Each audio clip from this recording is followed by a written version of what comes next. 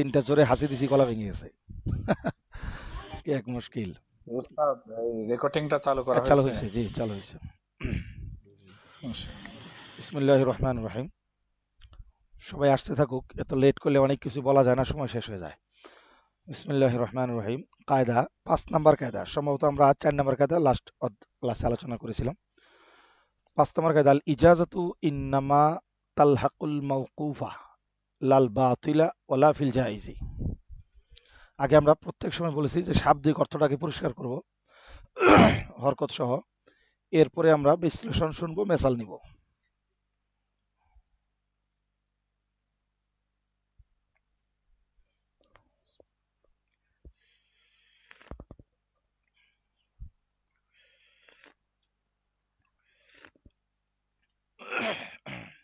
আচ্ছা,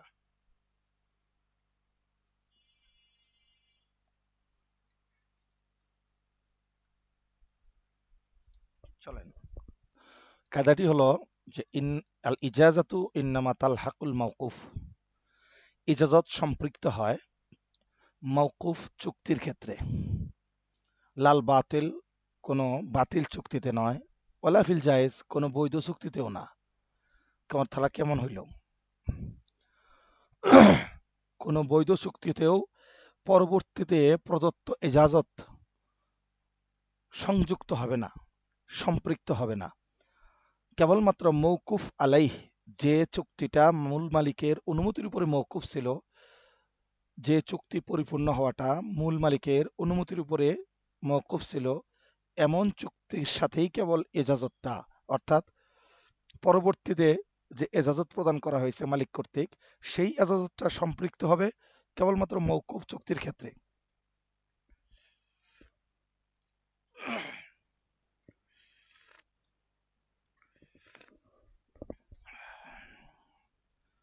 কখনো কোনো বাতিল চুক্তি কিংবা বৈধ চুক্তির সাথে নয়। তাহলে এটা একটু বোঝার দরকার যে কায়দাটা তো শাব্দিক অর্থ আমরা বুঝতে পারছি নাকি? জি ইনশাআল্লাহ। শাব্দিক অর্থ এটা। জি হুজুর। এটা কিন্তু আমরা যে 4 নাম্বার কায়দা পড়েছি সেই কায়দারই একটা সম্পূরক কায়দা। বলতে গেলে এটা আমরা আলোচনা করেও ফেলেছি, বাকি একটু অতিরিক্ত বিষয় আছে। অন্যথায় 4 আর 5 নাম্বার মূলত মুরাদেফ কায়দার মতোই, এবং 6 নাম্বারও মুরাদেফ কায়দার মতোই। এজন্য এগুলো কাছাকাছি বিষয়।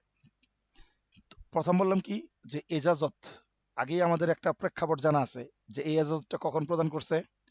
ওই যে সুরত, কোনো ফজলি ব্যক্তি থার্ড পার্সন কেউ কারো অনুমতি ছাড়া কোনো একটা মাল আগেই বিক্রি করে দিছে, পরবর্তীতে বিক্রিটা আমাদের হানাফি মাযহাবের নিকটে মওকুফ ছিল, অর্থাৎ তাম হয় নাই, চুক্তি পূর্ণ হয় নাই, এখনো ক্রেতা মালিক হয় নাই। তাই মালিক হওয়ার জন্য শর্ত ছিল কি, যে মূল মালিকের অনুমতির উপর মওকুফ ছিল চুক্তিটা। পরবর্তীতে মূল মালিক যখন খবর পাইছে তখন তিনি অনুমতি দিলেন। তো অনুমতি দিলে এটা তখন অনুমতিটা ওই মওকুফ চুক্তির সাথে সম্পৃক্ত হচ্ছে। সেই ক্ষেত্রে আমরা মেসাল দিয়েছিলাম যে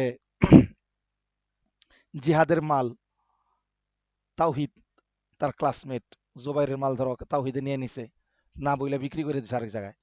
তবে এটা গসব না, কিন্তু গসবের হুকুম কিন্তু আবার আরেকটা হবে। এটা হলে এমনি তার অনুমতি ছাড়া বিক্রি করে দিছে। যদি অনুমতি ছাড়া বিক্রি করে তাহলে এই বিক্রিটা হানাফি মাযহাবের নিকটে মওকুফ ছিল। কার কাছে বিক্রি করছে? ধরো ইয়ামিনের কাছে বিক্রি করছে। এখন বিক্রিটা ইয়ামিন এখন ওই মালের মালিক হয়ে সারে নাই, কারণ মূল মালিক তো ছিল জিহাদ, কিন্তু তাওহিদ নিয়ে বিক্রি করে দিছে। এখন জিহাদ যতক্ষণ না এটার কি করে অনুমতিটা তাম করে দেয়, অর্থাৎ এজাজত নামা দিয়ে দেয়, তো তখন এটা পূর্ণ হবে না। এখন আগের অধ্যায়ে বলেছিলাম যে ওই এজাজতটা সম্পৃক্ত হবে, যদি পরবর্তী এজাজত দেয় তাহলে মূল চুক্তির সাথেই সম্পৃক্ত হবে, এবং যখন থেকে ক্রয় বিক্রয় হয়েছে তখন ওই সময়ের সাথে সম্পৃক্ত হবে। এটা বলেছিলাম 4 নাম্বার কায়দায়। এখন আসলে 5 নাম্বার কায়দায় বলতেছেন যে না, মাওকুফ যে চুক্তিটা সেই চুক্তির সাথে এজাজত নামাটা সম্পৃক্ত হবে, তবে কোনো বাতিল চুক্তির সাথে সম্পৃক্ত হবে না, এবং কোনো বৈধ চুক্তির মধ্যেও না। এই বাতিল আর বৈধ বলতে জায়েজ বলতে কি বোঝাইছে, এটা একটা মেসাল না দিলে বোঝা যাবে না।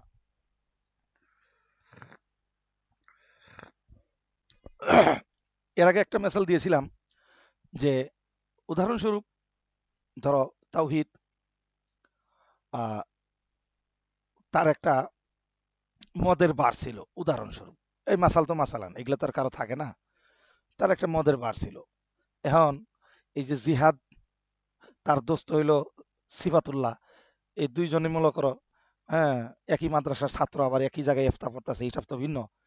তো ভাবছে কি দোস্তের কাছে আর জিজ্ঞেস করার প্রয়োজন নাই, এক কাজ করি, মদের বার যখন দোকান দিছে তার কাছে অনুমতি ছাড়া একটা মাল বিক্রি করে দিছে। এখন পরবর্তীতে সিফাতুল্লাহ সাহেব এটা শুনছেন যে জিহাদে আমার মাল বিক্রি করে দিছে, যাক কি করা যাবে এখন, বন্ধু মানুষ বিক্রি করছে, অনুমতি দিয়ে দিলাম। এই যে অনুমতি দিল, এখন প্রশ্ন হলো আমরা তো আগে শুনছি যে মাল মালিকের অনুমতি বহির্ভূত থার্ড পার্সন কেউ বিক্রি করলে, আজনবী কেউ বিক্রি করলে, সেই পরবর্তী যদি মূল মালিক অনুমতি দেয় তো অনুমতি সম্পৃক্ত হয় এবং সেই অনুযায়ী চুক্তির তাম হয়ে যায়। কিন্তু দেখার বিষয় হলো ওইটা মাল কিনা, দেখা গেল ওইটা মালই না, তাহলে ওইটা চুক্তি বাতিল চুক্তি ছিল। অর্থাৎ জিহাদ যে তাও সিফাতুল্লাহর মাল নিয়ে বিক্রি করে দিছে, মূলত এটা মালই ছিল না, কারণ মদ তো মুসলমানের কাছে মালই না। সুতরাং মদের ক্রয় বিক্রয় ছিল একটা বাতিল ক্রয় বিক্রয়, আর সেই ক্রয় বিক্রয়ের মধ্যে পরবর্তী অনুমতি দিলেও সেই অনুমতি কি হবে না, সম্পৃক্ত হবে না। এখন কি কথাটা বুঝা আসছে? জি জি স্যার, জি। আচ্ছা, এটুকু বোঝার পরে এখন বুঝো তাহলে জায়েজ জায়েজ সুরতের মধ্যে আবার সম্পৃক্ত হবে না, এটা কোনটা আবার সেটা বলেছি। ধরো এক জায়গায় জুবাইর, তিনি অত্যন্ত ভদ্র শরীফ মানুষ, কিন্তু তার এলাকায় একটা হিন্দু ছিল অথবা হারবি ব্যক্তি ছিল, হারবি অমুসলমান। এই লোকটা তাও মানে জুবাইর সাহেবের খুব খেদমত করত। উনি খেদমতে প্লিস্ট হইয়া কি করছেন, মৃত্যুর আগ মুহূর্তে সেই হারবি ব্যক্তির জন্য কিছু ওসিয়ত করে গেছে। আচ্ছা, এখন প্রশ্ন হইল, এই হারবি ব্যক্তিটা ধরো জুবাইর সাহেব ইন্তেকাল করার আগেই কিংবা ইন্তেকাল করার পরে এই লোকটা মুসলমান হয়েছে। দেখো, শরীয়তে বলে যারা অমুসলমান তারা কাল মাইয়িত, তারা মৃতের হুকুমে। মৃত ব্যক্তির সাথে কোনো চুক্তি চলে না। মৃত ব্যক্তির সাথে কি চলে না, চুক্তি চলে? জবাব দেন। জি না। না। কিন্তু জুবাইর সাহেব যে ওসিয়তনামা করেছিল এটা তো একটা চুক্তি, সেই চুক্তিটা করছিল কার সাথে? একটা হারবি ব্যক্তি অমুসলমানের সাথে। কথা ঠিক আছে তো? অমুসলমানের সাথে চুক্তি করেছে। এখন প্রশ্ন হইল, অমুসলমানের সাথে চুক্তি করার কারণে যেহেতু ওই অমুসলমান কোনো জীবিত ব্যক্তির হুকুমে নয়, উনি যতক্ষণ অমুসলমান তখন সে মাইয়েতের হুকুমে, যেহেতু মাইয়েতের হুকুমে ছিল তাহলে তার সাথে কৃত চুক্তিটাই মূলত বাতিল চুক্তি ছিল। খেয়াল করে শুনো। সুতরাং এখন এই লোক যদি পুনরায় মুসলমান হয়ে যায়, সাপোজ মুসলমান হয়েছে ধরো জুবাইর সাহেবের ইন্তেকালের আগেই কিংবা ইন্তেকালের পরে, এখন এই মুসলমান হওয়ার দ্বারা কি সে আবার ওসিয়ত ফিরে পাবে? খেয়াল করে শুনো।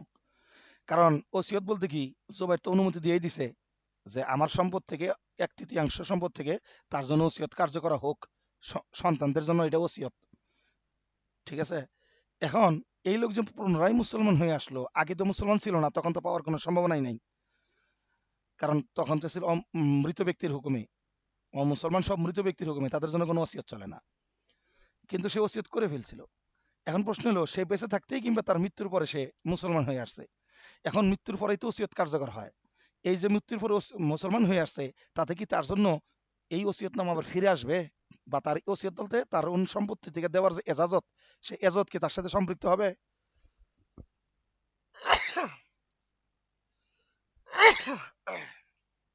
আলহামদুলিল্লাহ, আজকে কাশি দিতে দিতে গলা ভেঙে গেছে।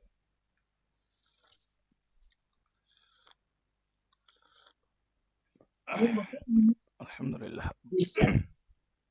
তো এখন কি বিষয়? প্রথম কথা হলো যে না, এই ওসিয়ত আর কার্যকর করে হবে না। কেন? প্রথম যখন সে ওসিয়ত করেছিল তখন ওই প্রথম জায়গাটাই ছিল বাতিল। কারণ ওসিয়তটা হয়েছিল যার সাথে, সে ছিল একজন হারবি অমুসলমান, মূল চুক্তিটাই ছিল অবৈধ, অনুমতি শরীয়ত কর্তৃক অনুমোদিত না। এরপরে যখন সে মুসলমান হয়ে আইছে তখন সাধারণত সে বৈধতার মধ্যে পড়তেছিল। কিন্তু প্রশ্ন হলো, সে যে বৈধতার মধ্যে পড়তেছিল ঠিক, মুসলমান হয়ে আসার কারণে সে ওসিয়তের উপযুক্ত হয়েছিল, কিন্তু তাকে যখন সে ওসিয়ত করছিল তখন তো সে কি নাই, মুসলমান ছিল না। ঠিক আছে? তখন যেহেতু সে মুসলমান ছিল না, তাহলে বাতিল চুক্তির ভিত্তিতে কোনো জায়েজ চুক্তি হালাল হইতে পারে না। বাতিল চুক্তির ভিত্তিতে কোনো বৈধ বিষয় কি হইতে পারে না, বাতিল চুক্তির অনুমতি বৈধ বিষয়কে পাইতে পারে না। বৈধ বিষয়ের মধ্যে বাতিল চুক্তির অনুমতি আসতে পারে না। কারণ উনি যখন হারবি ছিল তখন ছিল মুসলমান, তখন ছিল কাল মাইয়িত, মৃত সদৃশ, আর তখন ছিল তার জন্য ওসিয়ত। আর ওই ওসিয়ত তাকে কি করছিল, তার জন্য শরীয়ত স্বীকৃত ছিলই না, তার মানে এটা বাতিল ওসিয়ত ছিল। এখন সে মুসলমান হইলেও তার জন্য ওসিয়তটা বৈধ ঠিক, কিন্তু এখন তো নতুন করে তার জন্য ওসিয়ত করা হয় নাই, যেহেতু ওই ওসিয়তটা হলো ওই মাইয়াতকালীন ওসিয়ত, সুতরাং ওই ওসিয়ত এখন আর বৈধ সময়ের জন্য আর ফিরে আসবে না। এটাই বলছেন আল ইজাজাতু ইন্নামা তালহাকুল মাওকুফ, যে চুক্তিটা ঝুলন্ত ওই চুক্তিকেই সম্পৃক্ত করবে, কোনো বাতিল চুক্তিকেও করবে না, আবার বাতিল থেকে বৈধতা অবস্থায় আসলে সেটাকেও কি করবে না, সেই চুক্তির সাথেও অনুমতিটা সম্পৃক্ত হবে না। কথাটা কি বুঝতে পারছেন? জি জি ওস্তাদ জি।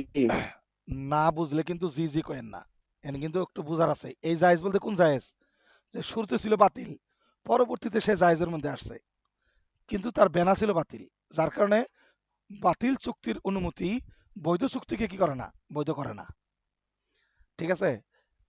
কারণ হারবি যখন ছিল, হারবি থাকাকালীন ছিল চুক্তিটা বাতিল, এবার মুসলমান হইলে তার জন্য চুক্তি ওসিয়তটা বৈধ, কিন্তু ওসিয়ত তো করেছিল তার হারবি থাকাকালীন, এই জন্য বাতিল চুক্তির সময়ের এজাজতটা এখন আর বৈধ সময় এসে কি হবে না, সম্পৃক্ত হবে না। এখন প্রশ্ন, মৃত্যুর পরে যদি তার ওয়ারিসরা, জুবাইরের ওয়ারিসরা যদি কি করে, অনুমতি দেয়, বলে তারপরেও কাজ হবে না। কেন? কারণ ওয়ারিসদের অনুমতি সম্পৃক্ত হবে তো কিসের ভিত্তিতে? ওই ওসিয়তের ভিত্তিতে, যে ওসিয়ত তার বাবা জীবদ্দশায় করেছিলেন একজন হারবির জন্য, আর হারবি তো ছিল বাতিল, কারণ তার সাথে চুক্তি ছিল বাতিল, কারণ সে ছিল মৃত সদৃশ। সুতরাং ওয়ারিসরা অনুমতি দিলেও আর কাজ হবে না। এই জন্য বলছেন ইজাজত শুধুমাত্র মৌকুফ আলাই বিক্রির মধ্যেই সম্পৃক্ত হয়, কোনো বাতিল চুক্তির মধ্যেও না। বাতিল চুক্তি থেকে বৈধ চুক্তিতে আসলে তখন সেটার সাথে ইজাজত নামাটা কি হয় না, সম্পৃক্ত হয় না। এর দুটো বুঝে আসছে।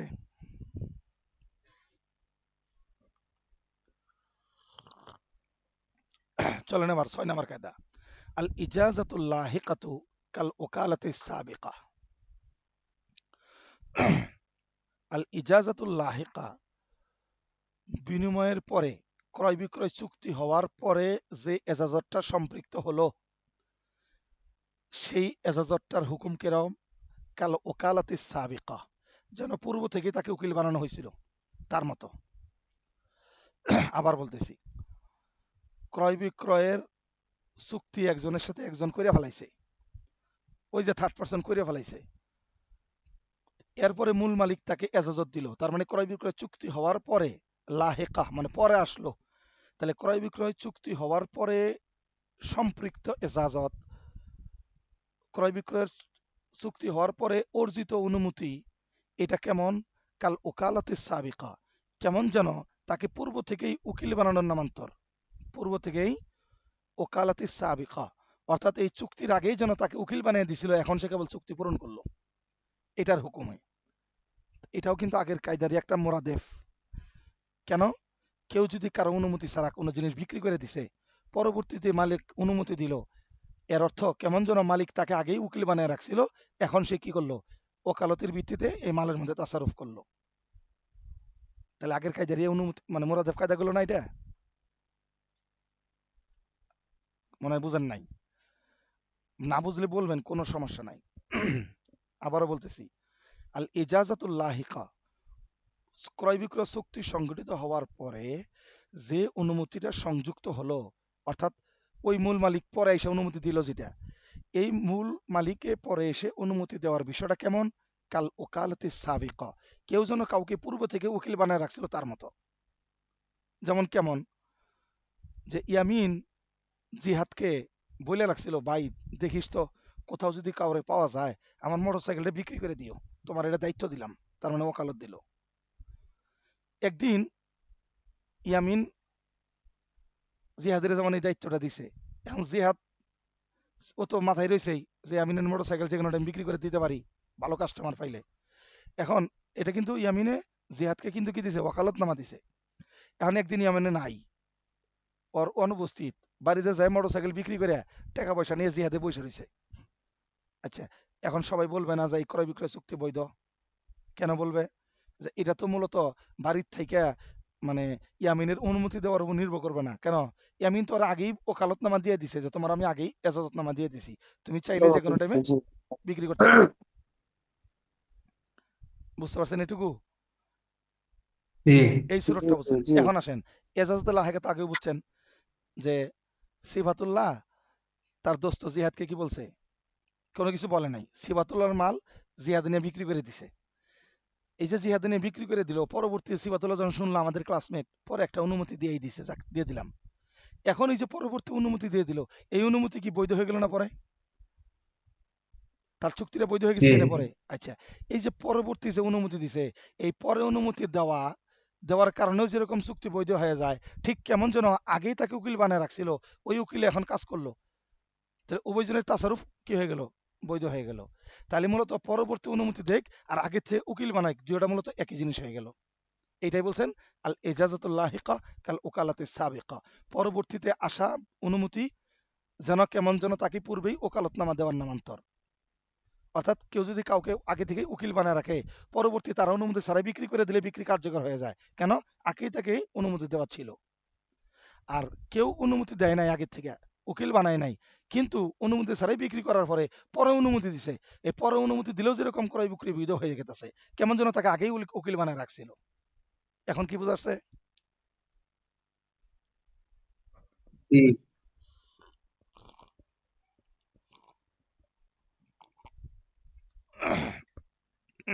এবার আসেন 7 নাম্বার কায়দা। আল ইজতিহাদ লা ইয়ানকুসু বিমিসলিহি ওয়ালা ইউআরিজুন নাসসাহ। গলার প্রোটেকশন খারাপ, যার কারণে কথা বলতে বুক ভেঙে গেতেছে। চলেন কতদূর আগানো যায়। ইজতিহাদ কাকে বলে এটাকে বুঝতে হবে। একজন ফকিহ তার সর্বোচ্চ খরচ করে একটা মাসালার ব্যাপারে গবেষণা করা, যতক্ষণ না তার এই ধারণার সৃষ্টি হয় যে এরপরে আর এটার মধ্যে গবেষণা চলে না, এরপরে এর মধ্যে আর কোনো পরিশ্রম করার বাদ রাখি নাই, এইরকম সর্বোচ্চ পর্যায়ের চেষ্টা মেহনত করে একটা মাসালা বের করা, একটা ইজতিহাদ গবেষণা করা, এর নাম হলো, মানে কি বলে, মানে কোন একটা মাসলা বের করার ক্ষেত্রে একজন ফকিহ তার সর্বোচ্চ শক্তি প্রয়োগ করার নাম হলো ইজতিহাদ। ইজতিহাদ কাকে বললাম? যে প্রথম শর্ত কোন একজন ফকিহ তিনি তার একটা মাসলা উদ্ঘাটন করার ক্ষেত্রে, যেই মাসলাতে কোনো নস নাই, সরাসরি দলিল নাই, দলিল থেকে অন্য দলিল থেকে নিংড়াইয়া চুইসা উসুল দিয়া কাওয়ায়েদ দিয়া ভালো করে কইসা মাজা ব্লেন্ডার কইরা সর্বোচ্চ চেষ্টা পরিশ্রম করে এরপরে সেখান থেকে একটা মাসলা বের করার জন্য যে চেষ্টার মেহনত, এবং সেটা সর্বোচ্চ চেষ্টা মেহনত, যে চেষ্টার পরে আর চেষ্টা থাকতে পারে না বলে তার ধারণা হয়, ওইরকম চেষ্টা মেহনতের নাম হলো ইজতিহাদ। নইলে আঙ্গর দাওয়াতে তবলিগে কিন্তু ইজতিহাদ কয়, মুজাহাদা কয়, দেখছেন নি? নিজেরা ভাগ করে নিজেরা খায়, এর নাম হইল কি? জিহাদ। সুবহান আল্লাহ। আর আমাদের তো একজন নামই জিহাদ, সুবহানাল্লাহ আর একজন আমাদের নামই জিহাদ, উনিও এক ধরনের। আল্লাহু আকবার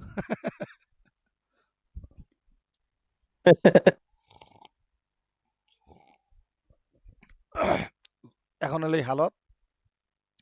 ইজতিহাদ জিনিসটা তো বুঝতে পারছেন।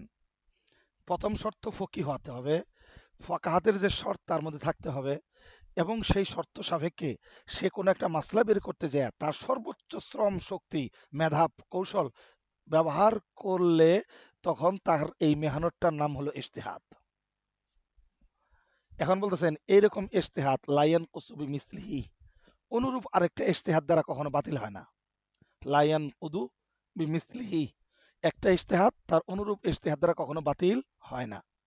ওয়ালা ইউআরিজুন নস, এটা আলাদা অংশ।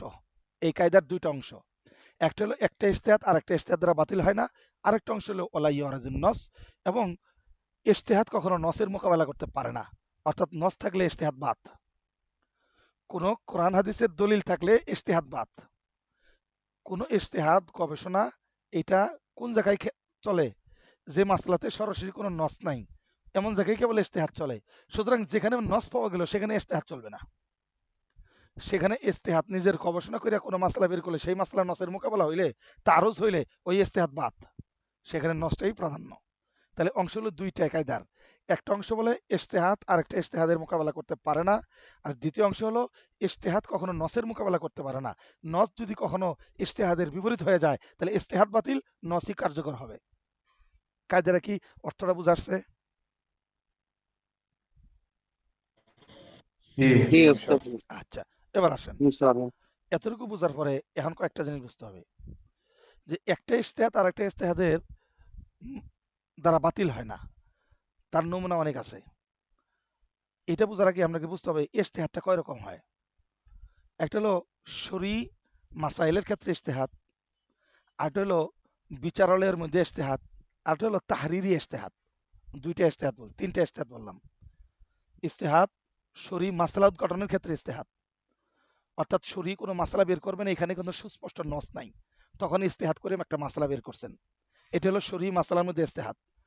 ঠিক আছে, মানে আল ইজতিহাদ ফিল মাসাইল শারঈয়া। আরেকটা হলো কোন একটা বিচার কার্য সম্পাদন করবেন, এই বিচার কার্য সম্পাদন করতে যায় দেখা গেল কোরআন হাদিস তো সামনে রেখে বিচার করবেন, কিন্তু এমন একটা বিচার মামলা আইছে যে মামলার কোনো দলিল সরাসরি কোরআন হাদিসে নাই, তখন ওই কাজীকেও একটা ইজতিহাদ করতে হয়। ওই জন্য হলো ইজতিহাদ ফিল কজা, বিচার কার্য করতে গেলে যে একটা ইজতিহাদ, ওটাও এক প্রকার ইজতিহাদ। আর বিচার কার্য তো সব শরীয়ী বিষয়ের মধ্যে হয় না, গয়রে শরীয়ী বিষয়ের তো বিচার কার্য হয়। কাজা তো শুধু সরানের সাথে সম্পর্ক না, যার কারণে কোরআন হাদিসের দলিল নাও থাকতে পারে। তো এই ক্ষেত্রেও একটা ইজতিহাদ করতে হয়, ওটাকেও ইজতিহাদ বলে, কিন্তু ইজতিহাদ ফিল কজা। আর আগেটা ছিল শরী মাসলা বের করার ক্ষেত্রে, ওটা বলে ইজতিহাদ ফিস মাসাইলিশ শারঈয়া। আর তৃতীয় নম্বর হলো ইজতিহাদে তাহাররি। এটা হলো কোনটা, এটার জন্য কোনো মুস্তাহিদ হওয়ার প্রয়োজন হয় না, এটা প্রত্যেক ব্যক্তি তার নিজস্ব চিন্তা ভাবনা করে এমন একটা সিচুয়েশনে পড়ছে যে সিচুয়েশনে ওনার নিজের মন গড়া স্বাধীনতাকে আল্লাহ ইখতিয়ার দিয়েছেন, নিজের প্রবল ধারণাকেই শরীয়ত দলিল হিসেবে দাঁড় করাইছেন। যেমন কেউ কোনো চাটিয়াল ময়দান কিংবা নদীর মধ্যে আছে নৌকা সফরে, ডাইন বামে সব পানি আর পানি, আর পশ্চিম কোন দিকে বুঝতেছে না, তখন শরীয়তের হুকুম কি, আশেপাশে কাউকে পাইলে জিজ্ঞাসা করবে, তো কেউ নাই, যারা আছে তারাও বলতে পারে না, তাহলে এই ক্ষেত্রে হুকুম কি, হুকুম হলো তাহারি করবে, মনে মনে ভাববে কোন দিকে কেবলা হতে পারে। এখন তাহারির পরে সে প্রথমে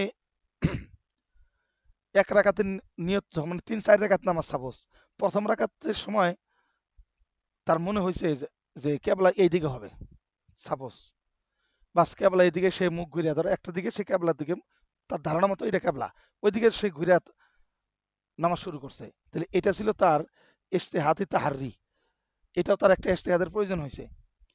এই ইজতিহাদটাকে বলে ইজতিহাদে তাহারি, চিন্তা গবেষণামূলক, শুধুমাত্র কোন একটা মাকান দিক জিহাদকে তাইন করতে যায় তাহারি করলো, সে চিন্তা ভাবনা করলো, এটাও একটা গবেষণা, ইজতিহাদ। এখন দ্বিতীয় রেখাতে যায় তার মনে হয় কেবলা এই দিকে না, আর একটু ডাইন দিকে ঘোরা লাগবো, পরে সে আবার ডাইন দিকে ঘুরে গেছে, খেয়াল করে শুনেন। দ্বিতীয় রাকাত পড়ার পরে আত্মীয়াতুর পড়ার পরে মনে হইতেছিল জিহাদ দিক কেবলা মনে এই দিকে না, এটা মানে আর একটু ডাইন দিকে ঘুরবে, এরপরে সে পুরোপুরি ডাইন দিকে আরেকটু ঘুরে গেছে। অর্থাৎ প্রথম ধরো সামনে ছিল, দ্বিতীয় রাকাত পড়ছে ডাইন দিকে, তৃতীয় রাকাত তার পিছনের দিকে, এবার চতুর্থ রাকাতের সময় মনে হইতেছে এটাও মনে হয় কেবলা না, এবার কেবলা তার কাছে মনে হয়েছে এখন তার ডাইন দিক ছিল, অর্থাৎ উত্তর দিক, সে উত্তর দিকে ঘুরে গেছে, তার মানে সে 4 রাকাত 4 দিকে ঘুরে নামাজ পড়ছে। এখন প্রশ্ন হলো কোন রাকাত সহি হয়েছে, নাকি নামাজি হয় নাই, বলেন দেখি। সবই হয়েছে। হ্যাঁ বলেন 4 একজন, রাকাতই হয়েছে। 4 রাকাতই হয়েছে, 4 কিভাবে রাকাত, বুঝলেন, কিভাবে বুঝলেন?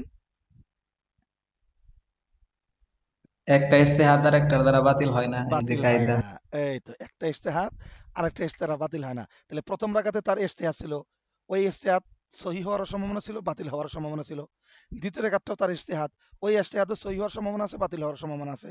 সুতরাং এরকম সম্ভাবনাময় দুইটা ইজতিহাদ একটা আরেকটাকে কি করতে পারে না, বাতিল করতে পারে না, যার কারণে চাইরের ইজতিহাদ প্রত্যেকটাই একটা আরেকটার কবি হওয়ার কোনো সম্ভাবনা নাই, চারটাই সঠিক হতে পারে, চারটাই ভুল হতে পারে, এই জন্য একটা ইজতিহাদ আরেকটাকে বাতিল করতে পারে না, বিধায় চারিদিকে তার নামাজ সহি হয়ে গেছে। বাস কেল্লা ফাতে, মাসলা উদ্ঘাটন হয়েছে। জি এটা ইজতিহাদে তাহারির মধ্যে দিলাম। জি স্যার। হ্যাঁ, এবার আসো ইজতিহাদ ফিল কজা, বিচারালয়ের মধ্যে যদি ইজতিহাদ হয়, এটা কেমন, এটা একটা মিসালি দেই। ওমর ইবনুল খাত্তাব রাদিয়াল্লাহু তাআলা আনহু, তার সময়ে তিনি কাজী নিযুক্ত করেছিলেন, কি সাহাবী ওনার নাম, আরে ওনার নাম কি, আবু দারদা রাদিয়াল্লাহু তাআলা আনহু। ওনার সময় তিনি কাজী নিযুক্ত করেছিলেন আবু দারদা রাদিয়াল্লাহু তাআলা আনহুকে।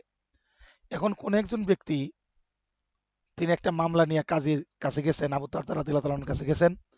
আবু দারদা রাদিয়াল্লাহু তাআলা ওই ব্যক্তির বিরুদ্ধে ফয়সালা করে দিছে। এই ফয়সালা লোকটার মনোভূত হয় নাই।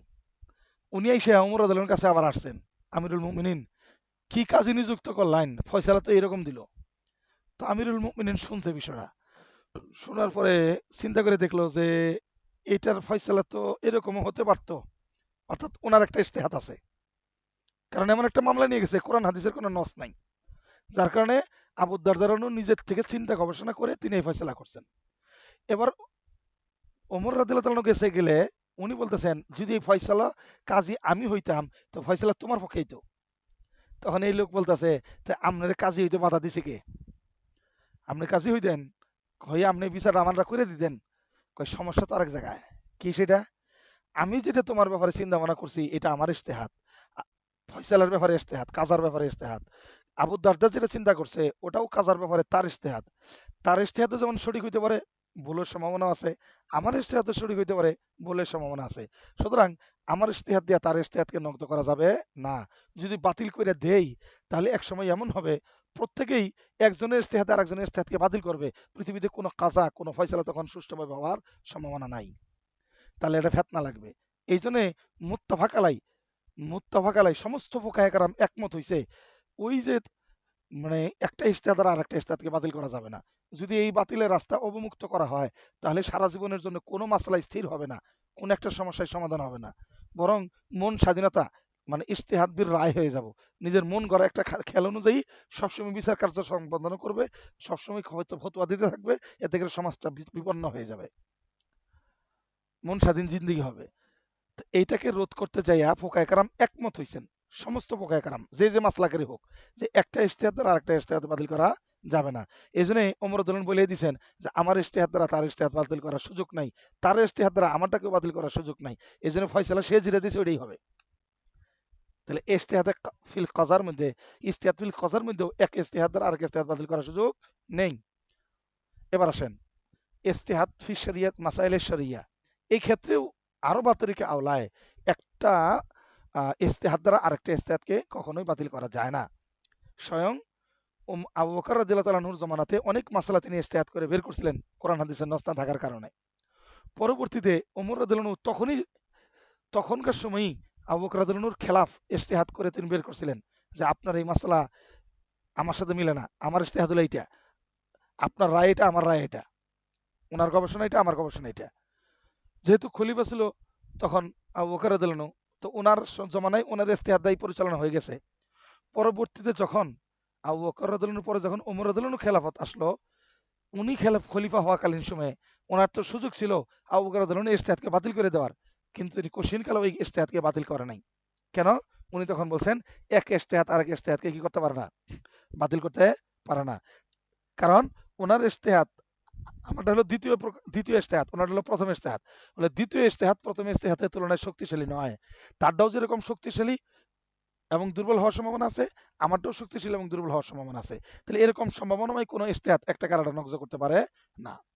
তার মানে আমরা ইজতিহাদের যত প্রকারই দেখলাম না কেন, এই প্রকার ইজতিহাদের কোনোটাই কেউ কাউকে কি করতে পারে না, একটা ইজতিহাদের আরেকটা ইজতিহাদ নকজ করতে পারে না। এখন প্রশ্ন হইল এমন মাসালার মধ্যে ইজতিহাদ হইতে হবে যে মাসালার মধ্যে শরীয়ী কোনো দলিল নাই, কোরআন হাদিসের নস নাই, এবং ওই মাসালাটা মুস্তাহাদ ফি মাসালা হইতে হবে, অর্থাৎ ইজতিহাদের যোগ্য মাসলা হইতে হবে। এমন মাসলা নিয়ে ইজতিহাদ করছো যেটা ইজতিহাদের যোগ্য মাসলাই না, সেখানে কিন্তু ইজতিহাদ চলবেই না, ওই ইজতিহাদ এমনিই বাতিল। তার মানে ইজতিহাদ এর যোগ্য বিষয় কি বিষয় না এটাও একজন ফকি বুঝবে, আমার আপনার মতো সলিমুদ্দিনরা বুঝবো না। বুঝাচ্ছি কথাটা? যেমন আমাদের কিছুদিন আগে আমাদের একজন বড় আলেম, নাম বলবো না কারণ উনি এখন পচ্চা শেষ, ওনারা কিছু নাই। বুঝছি হ্যাঁ, বুঝছি। আরে এত বোঝা যাবে না। উনি একবার জামাত ইসলামে যোগদান করছে, খেয়াল করেন, ধরো ভুল বললাম, জামাত ইসলাম না, মানে জামাত ইসলামের বিরুদ্ধে করতেছে, আওয়ামী লীগে যোগদান করছে। খেয়াল করে শুনুন, উনি বলছিলেন যে এটা আমার ইজতিহাদ। তো জামাতের বিরুদ্ধে করতেছে, আওয়ামী লীগে যোগ দেওয়া এটা কি ইজতিহাদের মাসলা? উনি এত বড় একটা আলেম বলে ফেলেছেন, আব্দুল মালিক সাহেব মুখ ফুসকা ফুলে ফেলাইছিল যে এটা মুস্তাদ ফি মাসালাই না, এনে ইস্তেহাদ করবেন কিভাবে আপনি? এরপরে আবার আসছেন দেখেন, উম, মানে ব্লাড ব্যাংক, রক্তর সংরক্ষণের জন্য ব্লাড ব্যাংকের অস্তিত্ব আছে, শরীয়তের মাসালাও বৈধ আছে, একজন আরেকজনকে রক্ত দেওয়া, রক্ত সংরক্ষণ করে সেখান থেকে সাপ্লাই দেওয়া, ঠিক আছে। কিন্তু এই ব্লাড ব্যাংকের উপর কেয়াস করে এই হুজুর কি করছেন, এ- এই জামাতের বিরোধী হুজুর বিরোধী করতে যায় যে আওয়ামী লীগে যোগ দিয়েছিলেন, ইনি করছেন কি, এটার উপর ভিত্তি করে তিনি মিল ব্যাংকেও বৈধতা ফতোয়া দিচ্ছেন। মিল ব্যাংক বুঝছেন তো? অর্থাৎ একটি হাসপাতালে অথবা কোনো কোনো এলাকা থেকে বিভিন্ন মায়েদের রিজিক সংগ্রহ করা হবে, মিল্ক সংগ্রহ করা হবে, করে যে সমস্ত মায়েদের সন্তানরা দুধ পায় না তাদেরকে সেখানে সাপ্লাই দেওয়া হবে। যেমন নাকি রক্ত সংগ্রহ করে যারা রক্ত শূন্য থাকে তাদেরকে রক্ত সাপ্লাই দেওয়া হয়। তো এইটা ব্লাড ব্যাংকের সাথে কিয়াস করে তিনি মিল ব্যাংককে বৈধ করতে চাইছিলেন। অথচ হেদায়ের মাসালার মধ্যে স্পষ্ট লেখা আছে মিল ব্যাংক কখনো বৈধ হইতে পারে না। কেন? এতে করে হুরমতে মুসাহারা, এগুলো হুরমতে রেজাহাত, রেজাহাতের যে সম্পর্কটা, এটা সম্পর্ক ঠিক থাকবে না, হিসাব রাখা যাবে না। কারণ কোন মায়ের দুধ কোন সন্তান পান করছে, সকল মায়ের দুধ যখন একসাথে করে ফেলাইছে তখন তো বোঝা মুশকিল। পরবর্তী দেখা যাবে এই দুধ সন্তানই তার দুধ বোনকে বিয়ে করে ফেলাইতেছে, তখন বিশাল একটা মুশকিল হয়ে যাবে। এই সমূহ সম্ভাবনার কারণে ব্লাড ব্যাংক বৈধ হলেও মিল ব্যাংক বৈধ জি হয় না। বুঝতে পারছেন মশলাটা? জি জি হ্যাঁ। জি তো কিন্তু উনি ইস্তেহাত করে কি এর সাথে কি মিলাইছেন দেখেন, তো এটা তো ইস্তেহাতের মাসলাই ছিল না, তো ইস্তেহাত উনি লাগাইছেন আরো মারাত্মক মারাত্মক ইস্তেহাত করছেন যেগুলো ইস্তেহাতের জায়গায় না। এই জন্য ইস্তেহাতের আগে জায়গা হইতে হবে, এরপরে ইস্তেহাতটার জন্য যোগ্য ফকি হইতে হবে, এরপরে এরকম ইস্তেহাত আর আগে ইস্তেহাদের নকজ করতে পারবে না। দ্বিতীয় কথা হইলো এই ইস্তেহাত ওই জায়গায় হইতে হবে যেখানে কোরআন হাদিসের সরাসরি নস নাই। যদি কোরআন হাদিসের নস থাকে তাহলে লা ইউআরিজুন নস, তখন ইস্তেহাত কখনো নসের মোকাবেলা করতে পারে না। যেমন কোন একজন ব্যক্তি, আমির বাদশাহ, উনি আদেশ করলেন যে এই আদেশ করলাম তোমরা এটা মেনে নাও। পাবলিকের মধ্যে দুইটা দল হইলো, এক দল বলে বাদশার এই আদেশ মানাটা হলো জাহারে কতেল, অর্থাৎ সাক্ষাৎ বিষ, এটা এই আদেশ মানলে আমরা নির্ধারিত ক্ষতিগ্রস্ত হব, অবশ্যই ক্ষতিগ্রস্ত হব। আরেক দল বলল যে না, বাদশার আদেশ মানতে হবে, এটার মধ্যে আমাদের উপকার আছে। একতলাফ হইলো কিনা?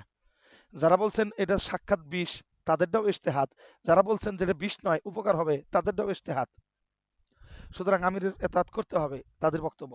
তো দুই দলে ইজতেহাদ করছেন। এখন আমরা তো জানি একে ইজতেহাদের আগে ইজতেহাদ বাতিল হয় না, কিন্তু এই জায়গায় একটা ইজতেহাদ বাতিল হবে কেন? যিনি বলছেন যে আমিরের এই ফয়সালা মানলে ক্ষতি হবে, তার এই ফয়সালাটা যদিও ইজতেহাদ, কিন্তু যারা বলছেন আমিরের ফয়সালা মানতে হবে তাদেরটা ইজতেহাদ হইলেও তাদের পক্ষে নস ছিল। কারণ রাসূলুল্লাহ সাল্লাল্লাহু আলাইহি ওয়াসাল্লাম বলছিলেন তোমাদের আমির যে আদেশ করে এটা যদি সরাসরি শিরিক কুফরির পর্যায়ে না পড়ে যায় তাহলে তার আদেশ মেনে নাও, যদি ওলাউ কানা গোলামান হাবশিয়া, যদিও সে গোলামে হাবশি হয়। তাহলে দ্বিতীয় দলের লোক যারা তাদের পক্ষে নস আছে, আর প্রথম প্রকারের মুস্তাহিদ যারা তাদের পক্ষে নস নাই। নস না থাকার কারণে তাদের শুধুই নিছক ইজতিহাদ নসের মোকাবেলা করতে পারে না। এই জন্য ওই জায়গায় আমিরের এতাআতি করতে হবে, ওই জায়গায় নিজস্ব ইজতিহাদ যারা করছিলেন নসবিহীন তাদেরটা বাতিল হবে। মাসলা কেন বুঝা আসছে?